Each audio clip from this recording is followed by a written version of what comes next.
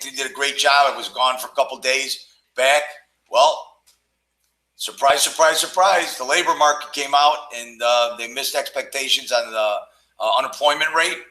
It's casual Friday around here. I'll be heading towards Macomb, Illinois later today as we play Southern Illinois. Anthony coaches high school football still. He's got a game tonight against who? You guys play? Leo. Montini Catholic. So anyway, I got my purple on and my shorts, just relaxing. Markets have really reacted negatively, especially the bonds. 0% chance of a rate increase. Hate to tell you who's been saying that all year. 0%. And bonds ticked at 160 high today on the close. Or I mean on the news. So let's get to the charts. I am using my toss charts because I am not very computer savvy. And I hit something and screwed up all my Ninja Trader charts. So Anthony has to rebuild them. So anyway, thank God I had them in the toss charts. I keep them as an extra. Now, also, but our Ninja Trader dome is still up and running for me, and which has got some important levels that we got to look at. So let's go to screen share.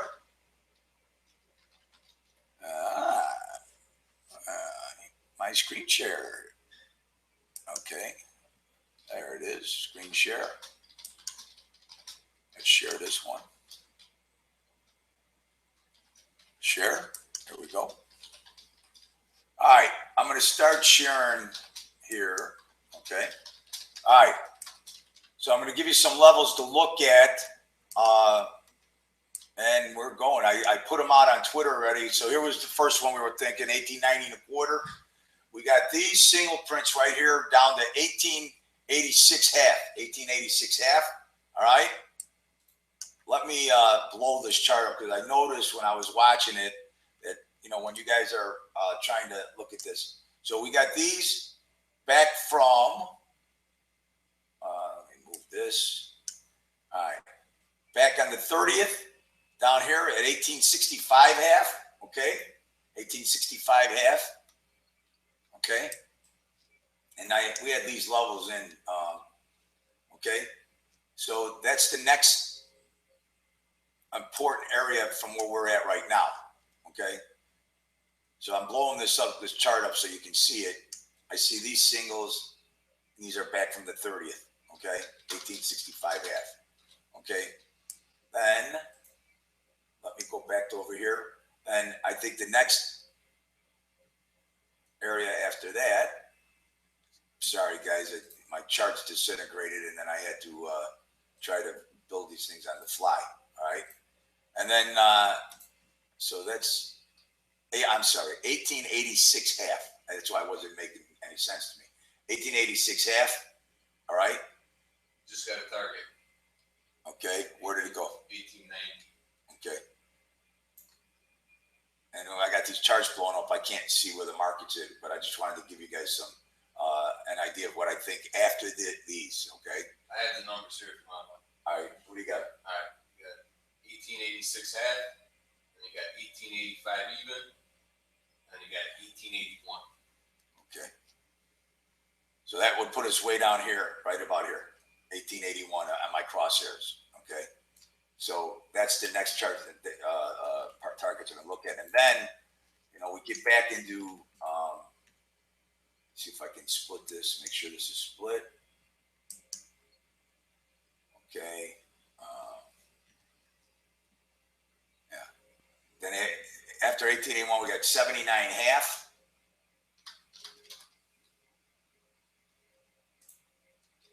I think that should be good from now, and then I can give you guys, and you know, I'll update you as the market keeps going. All right, so let me shrink this up so I can get an idea of where we're at. Sorry, I'm disorganized, guys. When I hit the charts, they disintegrated. It was like a shit show over here. And so, you know, that's why I should just let Anthony always maintain my charts. All right. So I'm getting better at it, though. I'm getting better. So right here, I think, is the next main target, this 1886 half right there. We've come a long way, though, from the opening, all on bad news. we are now, when you take a look at top of value, let me put this open. Okay, so we got the volume area low of 1898 half. We got point of control of 1907 half. We have bull bear zone of 1912, and then we have 1913. Now the market, was up at 1927. I mean, we were way up here. Let me make this smaller. I was looking at it thinking if it was a good job report, we could possibly trade up to 1940 today. So we were at 1926.75 when the news came out, and the market went straight down from there. Okay. So I think what we got to do is we got to see what happens. You're going to get a little bit of a knee-jerk reaction on the opening. As usual, I want to sit back and let me fix this, get it over to the right a little.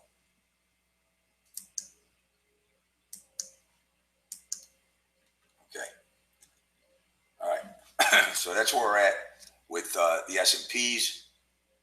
Now, as usual, the key will be, can we move back inside of value and so on. We got S2 down here at 1880 half, which is one of our targets, and then we have a S3 way down here at 1870 and a quarter. All right, and I think this is indicative. Well, like older traders like myself, we look at how much the Fed has intervened in this whole process, trying to stop a global slowdown or equities, or get in front of. They've been controlling the markets with interest rates, and now that they have no bullets left in the gun and the market's slowing down, it's like, what can they do? They should have bit the bullet and raised a quarter point, and then they could have probably cut it back, if they had to. So target filled. Another target filled, okay, which is at 1886 half. 1886 half, okay. Next target? Next target is 1881. Okay, 1881 next. So here is that day chart that we're talking about. And, I've always been showing you this chart. I've been showing it to you now for months and months and months. And, I drew this low back here at 1881, okay? And then I did the Fibonacci, or I'm sorry, this low is back at 1813, okay? This is a low back on 1015, okay? But if I go back a little more, okay, this is probably the more significant low right here, which is at 1806, okay? So I think the market is going to have to hold this area. It's going to have to hold this 1813 to 1806 area. If we don't, then we're going to have some problems. The market will move down. And we have, with all the bad news, when you take a look at what's happened, we have held this area, right? We're still back in the consolidation area. I kept, when the market moved back up, we still, like this last couple of days, we got to the 68% retracement, and we never got back above the 50% retracement, right? So as you can see here, on a day, we've been making lower highs, okay? And then here we were at, sort of a do or die. We got to get back up above, get back up at the 1950 areas, and the job reports comes out and fails on a daily basis. So this is sort of the way I look at the markets, longer term day chart, to the basic charts that we use every day. Then I use a 5-minute basis. Okay, so market is currently made a low of 1885. I think we're gonna have to wait for the opening, and see what the regular trading hours bring us. See what kind of participation is. See what the dealers are doing and the institutional traders. Here's an interesting chart I wanted to bring in here. I just had to create these charts on the fly, but we'll try to. So here is the gold or the bond chart after the jobs report came out, and I've been actually go back check my Twitters. I've been saying I think that the bonds are going to trade back up into 160. So all the guys that were able to sell it up here because they already knew what the job report's going. No. The people know that there was going to be a jobs report that was going to be this bad. I'm sure they did. So here we are. We traded 160. I think now that the fact that we got 0% chance of the Fed raising rates this year, maybe at 4 or 5% they're pricing in.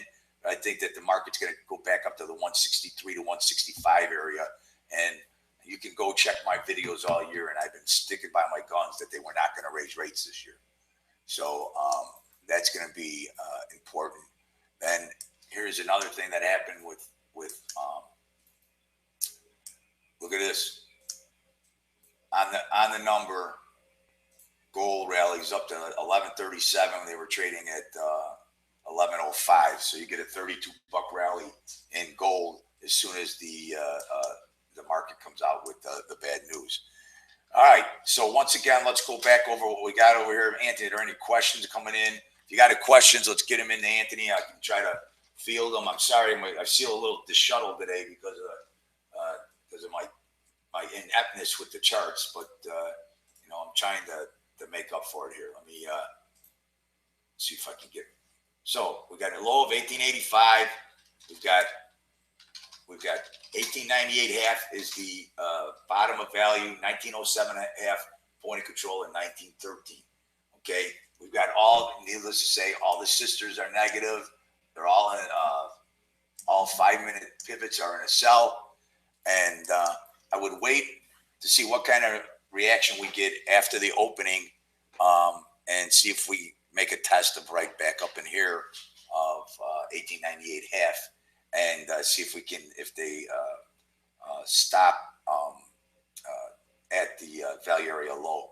And what's the average rotation today? 6.25. 6.25. So from 85 half, you're looking at like 91, 92, right? So see what happens when it gets back up there. The market has come a long way. I mean, we basically broke 4,000 points from the 26 down to 86. My math is right. Right? Yeah. 4,000 points off the high. All right. So if you don't have any questions, let's, stay with us. I will be updating you on Twitter. I'll be putting pictures out. We hit these targets here and we fill those single prints. All right. Okay, I think. Question. Go ahead. So, do you see anything below 1879 is another target?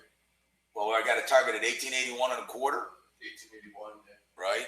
And then below 79. I thought we had something at 1870, 75. Yeah. Well, I'm looking at these. These are overnights. I mean, these are all high volume nodes down to 1875. So you got high volume nodes at 1875, and then you have down to 1871 and a quarter. All right.